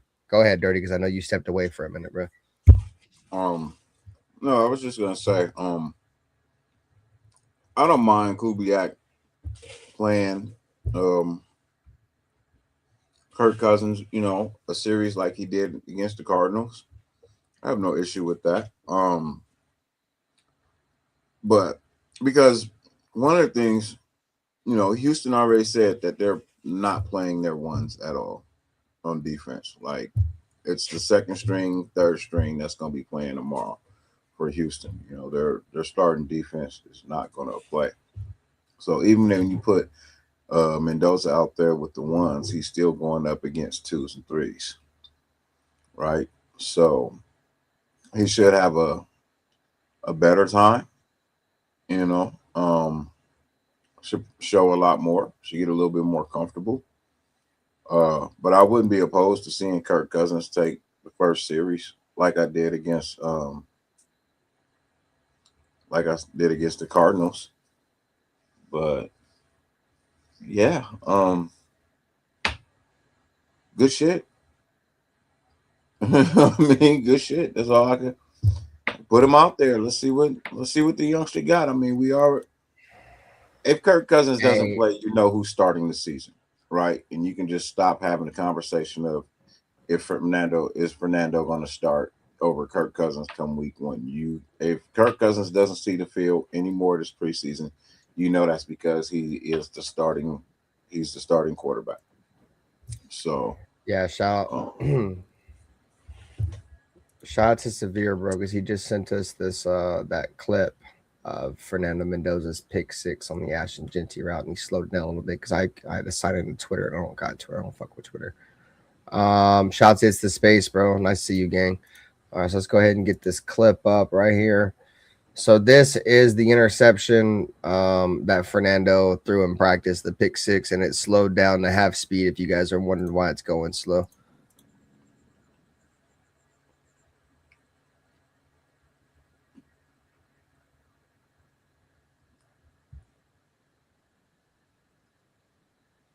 Replay it. Replaying it.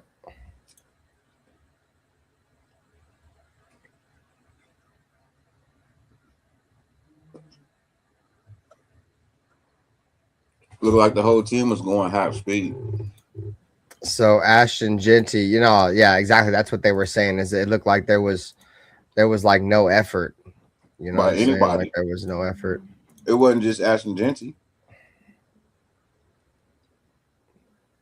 Yeah, it looked like they were kind of treating that like practice. Yeah, it was a bad pass. It's a pick 6 because nobody chased him.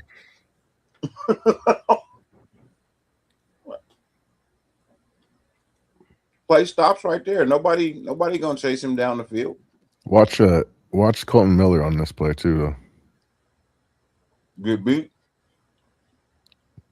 Gets pushed into Fernando. Will Anderson has him on one leg and his other leg up in the air like he's taking a piss on a fire hydrant or something. He's taking a piss on a fire hydrant or something. Look at his leg. Yeah.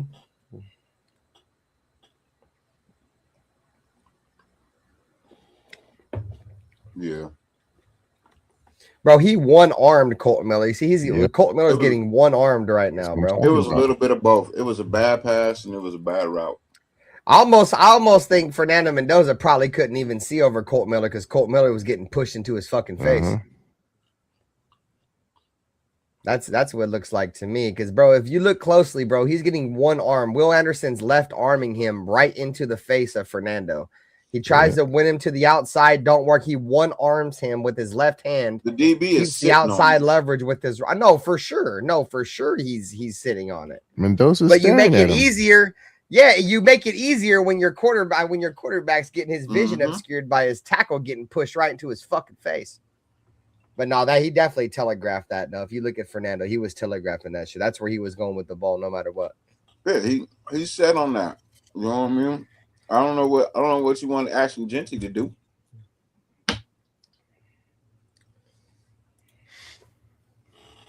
You know what I mean? Like, I don't know what you want Ashton Genty to do on that play. I can't put the blame on him for that. That's what I'm saying. Like, the coach told Mendoza that was a throw. That Shout out to Severe, man. Appreciate his only you, option. Thanks for sending the screenshot. Anthony, the crazy thing about it was that was the last play of practice. There wasn't any plays after that. That was the last play of practice. Raider Ray said that defense ain't playing their elite enough for show. That's what Dyrti was saying earlier. He's been saying the entire show. Like, you have to keep in mind, this is the Texans we're playing. We're not playing, you feel me, the Cleveland Browns, but the Browns even have a good defense. We'll probably not no more without Myles Garrett, but we're not playing those subpar defenses. The point I'm trying to make, bro. We're playing the fucking Texans, who just came off the #1 ranked defense last year. I think as a team, they had almost 50 sacks combined. They had like 30 between their two defensive ends combined had 30 sacks. I mean, you're talking about a defense that's almost considered to be on the level of the Baltimore Ravens with Ray Lewis. I mean, you're talking about a defense that carried its Shout out to, we got 30 likes, man. Appreciate you. You know what I mean? Like, you're not talking about no slouch of a defense. You're talking about a full-on D'Amico Ryans fucking defense, bro. How you think he even got that job? Because of the defense he built in Frisco. So, and a defense that he built trying to scheme against Kyle Shanahan too, Dyrti. Like that. He was scheming against Kyle Shanahan, the Shanahan tree. You feel me? The modern West Coast offense that runs today's NFL. He's been scheming against that since his days at Frisco. Yeah, that's another thing. The offense that we ran, he knows it. Yep, type shit.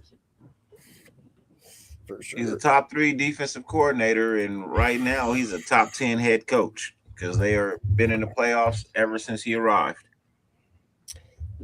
So Severe says still a bad decision by Mendoza, though. He felt the pressure and looked for a check down. Petrie knew he would do that and sat on the outlet. I mean, I think all of us will agree with you, Severe. It was definitely a bad decision, but I think we all have to understand that you know, there's going to be learning curves for Fernando. There's going to be bumps in the road, you know, and I'm glad that he's getting this shit out in practice, you know. So unless this shit plagues him when he gets to the National Football League as a starter, Severe, I'm not going to judge him just yet off, you know, what he's doing in practice, because none of us, at least majority of us, don't think he's going to start this year anyways. So let him go out there and take some lumps and you know, learn what works and what don't work in practice, you know, especially against, you know, a Texans and in a Texans and a scrimmage, you know, where, you know, schemes are put in. They implement a little bit of scheme and shit. It's not just your typical, you know, preseason game. It's a scrimmage where they actually try to stop people and shit. So Ray, I'm a CJ fan too. You know what I mean? Like, I like CJ Stroud. I'm pulling for the kid. Him and my son played on the same 7-on-7 football in high school. So I mean, I know the kid. I don't know the kid, but I know the kid. You know what I mean? I've watched him play in high school with my son. So like, I'm pulling for him. You know what I mean? I ain't pulling for nobody. Ain't no Raider. No, I'm just saying. The reality is he didn't have a good year last year. So if he bounces back, he's overrated in my opinion. Hey, you know, for some people, like I said, I know the kid. You know what I mean? I mean, I watched the kid play, grow up. You know what I mean? I'm not gonna go against him. You know, I hear you. When they playing us, I don't give 2 shits, bro. But when he not playing us and he doing something else, I wish the kid all the best. Type shit. I still have a little bit of animosity towards the fact that, you know, we didn't get him. So I'm kind of smirk a little bit knowing that he's kind of been struggling lately because remember they were like, oh yeah, who was it? The dude, was it Ziegler? They said that Ziegler wanted to trade up for CJ Stroud, and old buddy was like, nah. Josh McDaniels was like, nah. And I'm like, fuck it. Well, if we didn't get him, fuck it. I hope he struggles, bro. You feel me? And I don't mean that in a bad way. It's just like Raider Ray says, us versus it's us versus everyone, bro. Like fuck that. We didn't get him, and we probably would have. I'm not saying we were gonna get him because I mean I don't think anybody trades that, especially the That's Texans. why I who kept need the saying all quarterback. that They're bad not shit trading out of that. about Caleb Williams, bro. That's why I kept saying all that bad. I wasn't gonna let people sit here and be like, "Oh, we ain't getting him, so fuck him, bro. He gonna be trash. He gonna be terrible. Exactly, bro. He's a bust. Stop asking for him. He's a bust. Fuck those guys, dude. I don't know. They're supposed to be And Raiders. he probably Now would they're have not been under Raiders. our tutelage. He probably would have been a bust playing for us. I'm just saying. We would have moved him to tight end or something. Man, we'd have tried to convert. We'd have asked him to be a wide receiver like we do with other quarterbacks. Yep. Damn. Nah, the Madden curse has been broke. The Madden curse has been broke. It rears its ugly head every now and then. I would never want to be on the cover of Madden. That shit fucked Christian McCaffrey up real bad last year, dude. It did the same for Saquon too. He didn't have a good season the following year either. He didn't get hurt like the previous people that were, that was crazy. Like the first 15 years, motherfucker be on the cover of Madden and get hurt the next year. Yeah, it's been tough. It's definitely. And then it got light on the injuries, and people were just not having good seasons the following year. Now that's still going. You know what I mean? So, and then Christian McCaffrey was on it and then got hurt the following year. Yeah, I remember that too. Severe. I remember. You guys remember when the rumor came out that Josh McDaniels wanted to trade up for Bryce Young? He didn't want to trade up for CJ Stroud. I do remember that. Josh McDaniels didn't want CJ Stroud. He wanted to trade up for Bryce Young, and that's probably where the disagreement came in place. But no, for sure, I do remember them saying that shit. They wanted Bryce Young. Do you guys remember Terrell Pryor? Does a bear shit in the woods? Anthony Ravencio. That's a record. That's a record breaking Terrell Pryor. Who do you think we were referencing when we said ask him to be a wide receiver? Raider legend. I believe that was Al Davis's last pick. It was a compensatory pick. Yeah, but it was Al Davis's last. Yeah, Al Davis's final pick was Terrell Pryor. No, you're 100% correct. Oh, shout out to fucking Terrell Pryor, bro. He's a better wide receiver than quarterback for sure. Shout out to him, bro. How many quarterbacks converted to wide receiver and was like a fucking Pro Bowl wide receiver, dude? Yeah. That was a Pro Bowler, dude. Like, what the fuck? This was a quarterback. He wasn't a great quarterback, but still, just even your subpar quarterback typically don't go and become a wide receiver and then be a Pro Bowler, dude. Like, what the fuck? That was special. It's crazy. Too bad the Raiders didn't try that. Oh, that's what I was getting ready to say. He left us because he didn't want to play wide receiver like we asked him to. Yeah, that's what I thought too. Yeah, we asked him to play wide receiver. He didn't want to play nothing else. Oh. And then he found his way out the league, and then somebody asked him to come in and try out at wide receiver, and he's like, okay, if it gets me back in the league. Like, damn, bro, we offered that to you. You wouldn't even been out the league if you would have just played wide receiver for us. Was he out? I thought the Browns took him as a quarterback, and then they can. No, he was out. He was out the league for a year. He was out the league for a year. Oh, it was a supplemental pick, not a compensatory pick. Yeah, it was a supplemental draft pick. Yeah. Oh. And it was like a 97-yard run. No, it was a 93-yard run, I believe, if I'm not mistaken. But yes, that's still the record to this day. What's his face? Almost broke quarterback run. It's the longest quarterback run to this day. Marcus Mariota, I think, almost broke that shit like 8 years ago. 7-8 years ago, he almost broke that shit. He had a real long run too, dude. Kaepernick had a real long run too, but it wasn't that long. but they almost broke it. But they got tackled short. Okay, 92. Shout out to My Take. Hey, shout out to My Take, bro. My Take's a content creator. Shout out to that guy, bro. Yeah, he was a 92-yard run. Yeah, it was crazy too against the Steelers.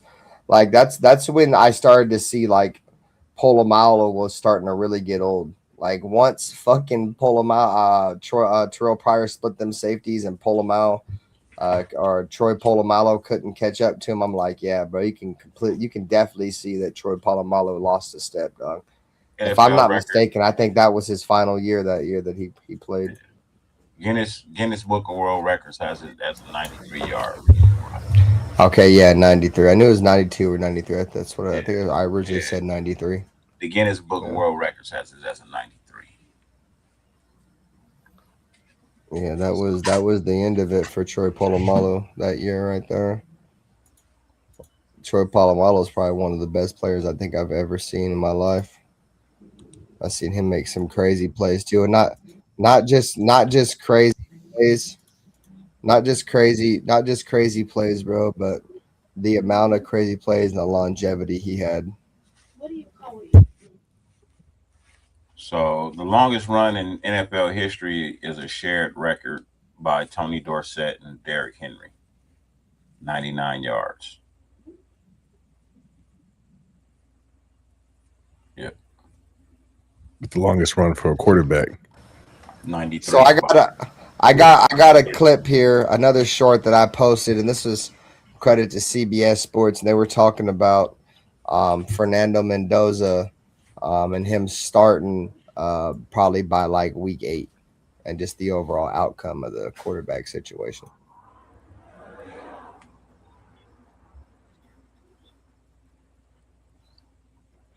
There's no sound. There's no sound? Okay, hold on. No sound. I got you. Hold on. I think it's because I'm not sharing through the same browser. Hold on a second. Yeah, I figured that out. Yeah, that's what I hate about fucking StreamYard. Like, if you use Google Chrome, you have to fucking share tabs through Google Chrome, dog, or you won't get no sound. You won't get no sound. It's fucking dumb. All right. How about now? Can you hear it? From the time. Yep. Okay, cool. Let's back it up then. That's what she said. When you're the first overall pick, you're going to play. Cam Ward started last year in week 1 and started the entirety of the season. And while you do sign Kirk Cousins to allow some grace period, a bridge, if you will, from the time you draft Fernando Mendoza until the time he actually plays, he looked good in his preseason debut, and that's a better start than having the conversation that he didn't know what he was doing out there. And then you build on that. He's looked good in the joint practices in recent days, going up against the Houston Texans defense that we know is legit. And you don't turn a franchise around that was as bad as the Raiders have been in recent years by leaning on Kirk Cousins unless he's out there throwing darts and that team is undefeated. So I think the plan all along, whether it was verbalized or not, was that we're going to see Fernando by the midway point of the season, if not sooner, because you have to find out what you have in this young man and you want to get the most out of him on that rookie deal so you can build a team around him. We've seen teams have to pay quarterbacks on their second contracts, and that means you can't pay other players. So I expect by week 8 we will see Fernando out there. Hopefully Kirk stays healthy the whole time, and that won't be the reason he plays. But I think Mendoza, when you take him first overall, he's gonna be on the field before Halloween. I'll put it like that. So do you guys agree with that? You guys agree with that sentiment? No? Nope. And that's the exact type of take that I hate, bro. It's the exact type of take that keeps Raider Nation divided and up in arms about as to when he's going to play, when he's going to. Bro, first off, asking the Raiders to be undefeated at week 8 is crazy. No, he's saying that's the only way Kirk Cousins could keep that job. That's not the only way he can keep that job, bro. I know that's just what I'm saying. I hear you, and that's the otherwise Fernando should start. Yeah, and that's why I'm saying that's that ridiculousness, bro. You know what I mean? If the Raiders, that's why you got the Silver and Black Lounge, a Natural Born Raiders podcast, and a Loaded Box, bro. Exactly. That's why you. It's time shit. Bro, if this Raider team is 4-3. Come week 8, you're not gonna see Fernando, bro. What if we're 2-5? If you're 2-5, you might see Fernando. But dude, is that really going to make you happy? I mean, you're seeing him because we're trash.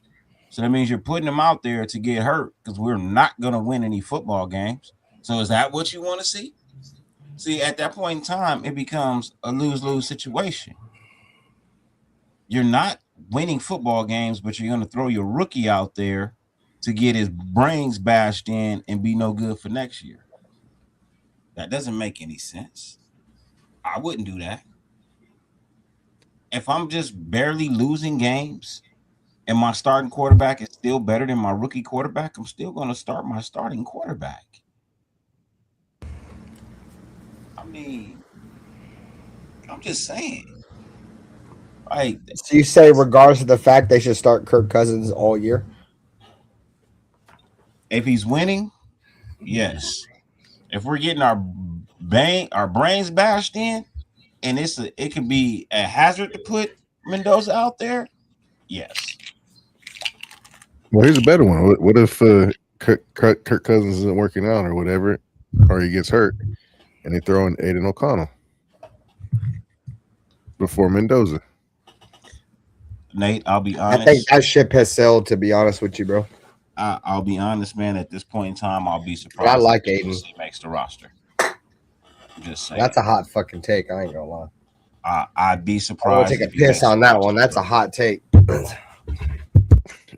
I think he might get put into waivers, and if he clears waivers, they'll bring him back on the practice squad. But at this point in time, I don't see. He gonna have to show me something tomorrow night, bro. He gonna have to show me something tomorrow night. Those wide receivers are dropping a lot of those passes last Thursdays. I understand. But tomorrow night, he'll get a chance to run with the twos. I understand he's with the threes and the flows the week before. So if Kirk Cousins doesn't play, then that means that AOC will get a chance to run with the twos. And if he plays the same way he did with the threes and the fours, it ain't on the threes and the fours. It's on him.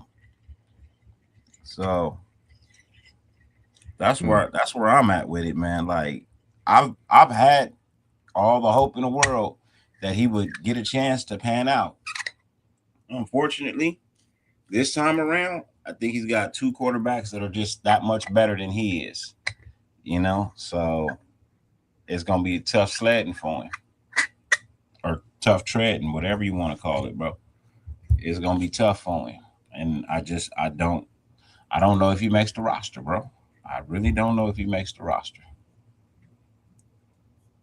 Especially if you need offensive line help or you need defensive back help. You know what I mean? I just don't see where they keep it. Yeah, we got 4 quarterbacks on the roster right now. It's kind of crazy. Yeah. Kind of crazy. People are saying that the UDFA looks better than AOC. I don't know. I don't know either because I ain't seen him. I ain't really seen nothing from him.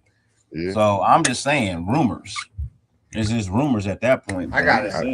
I seen Aiden O'Connell throw 63 up on the Chargers.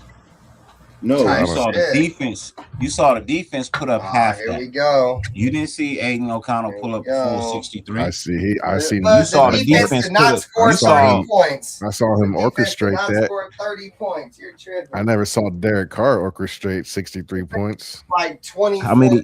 I mean, like 14 points on Pitt. No, they scored 3 touchdowns that game. Yeah, 2 picks that scored. Without mentioning Derek and a Carr. fumble recovery for now, y'all have to put some respect on Aiden O'Connell. To say Aiden O'Connell is going to get cut is crazy. I just watched that game. They had a fumble recovery for a touchdown and 2 pick sixes. So hey, all right, cool. 20, but that ain't half, mother. You said half of 63. Half of 63 is like 32 points. 31 and a half. And unfortunately, none of them touchdowns that we put up was passing touchdowns. It was all runs. No, Trey Tucker caught 2 touchdowns in that game. What are you talking about? Trey Tucker caught 2 touchdowns. He said none of them was passing. The fuck they weren't. Aiden O'Connell was out there throwing dimes in that jank. I'm lying. Come on, man. Come on, man. I just don't want to. That was the Trey Tucker coming out show. That was the Trey Tucker coming out show. Was that sure AOC got Telesco and a couple of dudes fired that same game. He did. He got the Staley fired. He got Telesco fired. You know what I'm saying? 63 though, bro. We gotta put some respect on that. You can hate him all you want. He still dropped 63 and then pointers. He put up 14. Come on, 14 man. And 63. And he was on a team that scored 63 points, dog. That's all that matters, bro. I understand. 63 of them Giants. I understand. I mean, who was the quarter? We're not gonna give him all the credit. We ain't gonna give him all. Just win, baby. We are not gonna do that. What? We're not gonna. Who was the quarterback when we put up 59 on Denver? Was that Jason Campbell when we put up 59 on Denver? I don't remember. I think it was. I think it was. You guys can correct me in the chat if I'm wrong. I think it was Jason Campbell. I believe it was. But yeah, I feel like we sucked that year.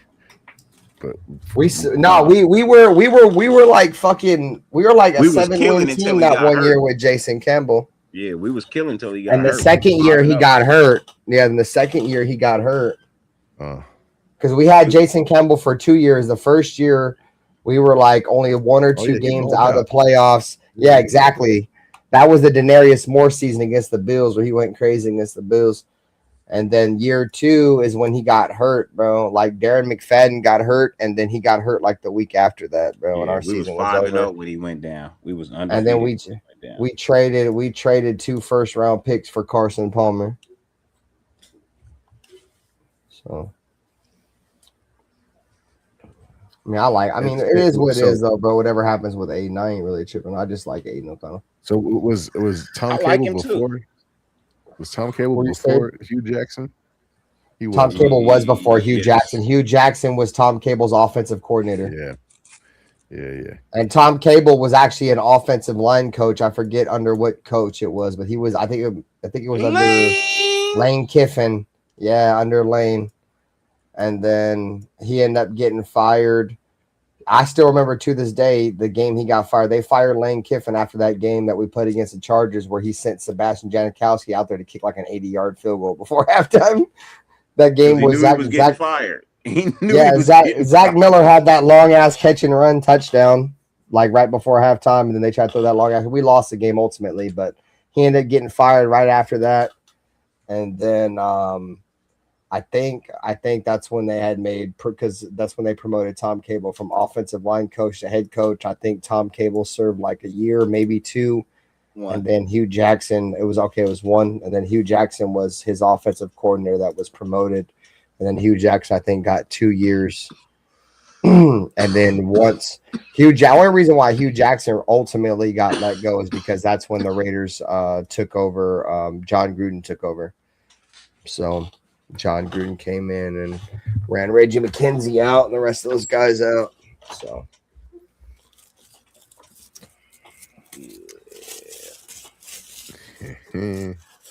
Hugh Jackson, I mean, the best I ever saw Darius Hayward-Bay play was under Hugh Jackson.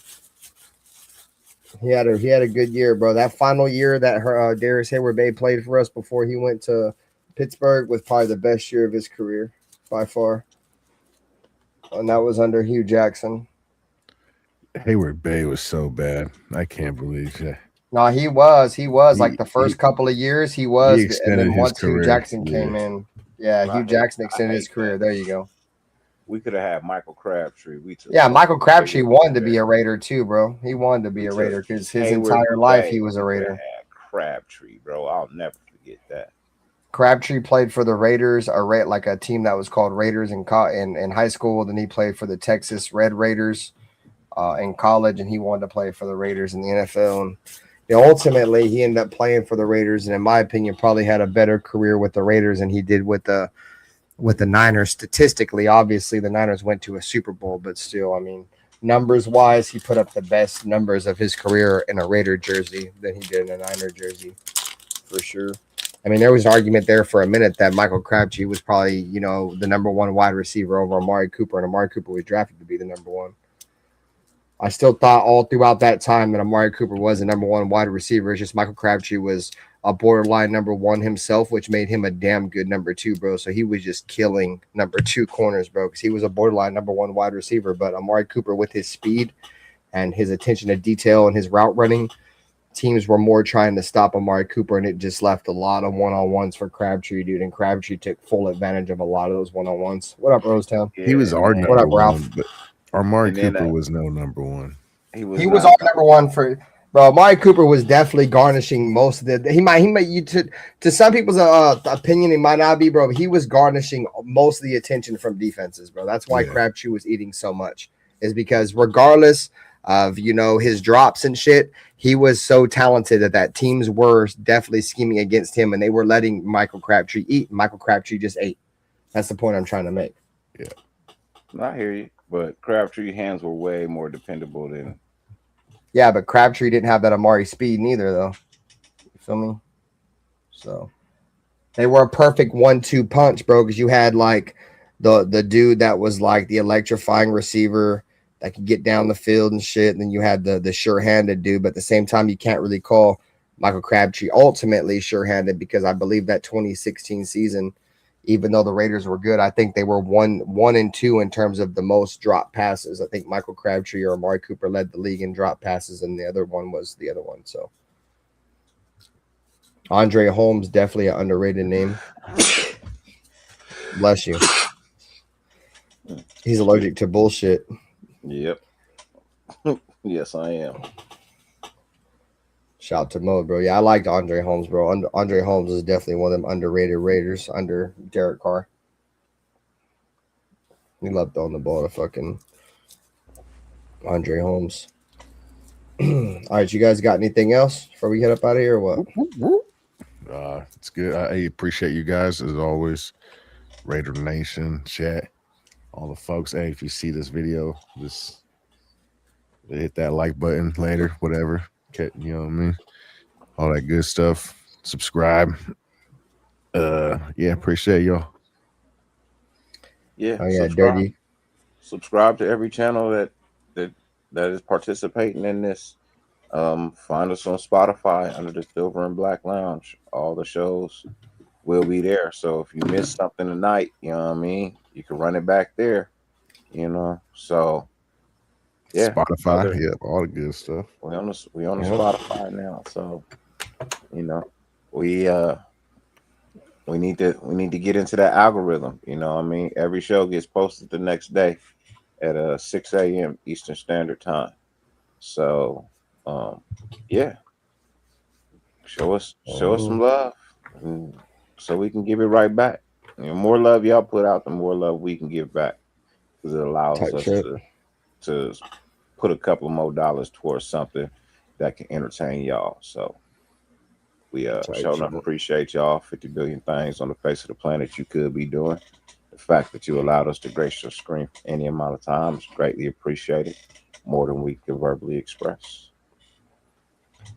And regardless if you watching here in the Silver and Black Lounge with Raider Ben and you pulled up a chair, you loaded in the box with Nutty Raider Nate, or if you're over there on the Natural Born Raider podcast, man, this has been the Nation with Attitude Network, man.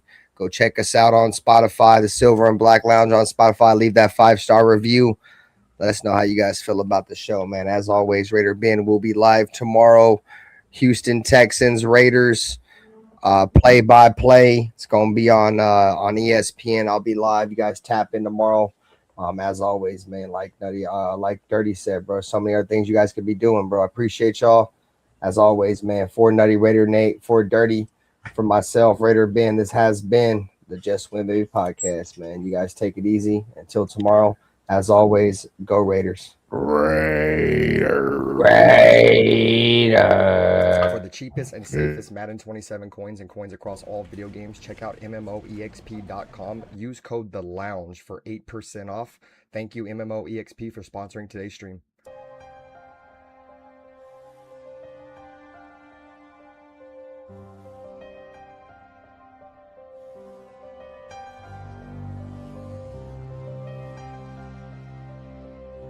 They didn't have to say much. This is the Raiders, This is one of the most historic, franchises in the NFL with a great history that I want to be a part of. I want to be a part of furthering that history. When you say commitment to excellence, okay, and you look at the walls around here, and you look at the players on this wall, and there's a history. There's a history of Hall of Fame players here. There's a history of Super Bowls, and that's. And with all this situation and all this shit I went through, the biggest thing that I took from it is I don't give a what everybody has to say. Truly, I really don't give a. Play clock down to 1. Williams batted up in the air, and it is picked. Crosby. He has been a beast. We do believe that this is a game psychologically of intimidation and of fear. I don't mean cowardly fear, but fear. But the Chargers and all those teams. To be honest, I don't like any of them. I hate all teams.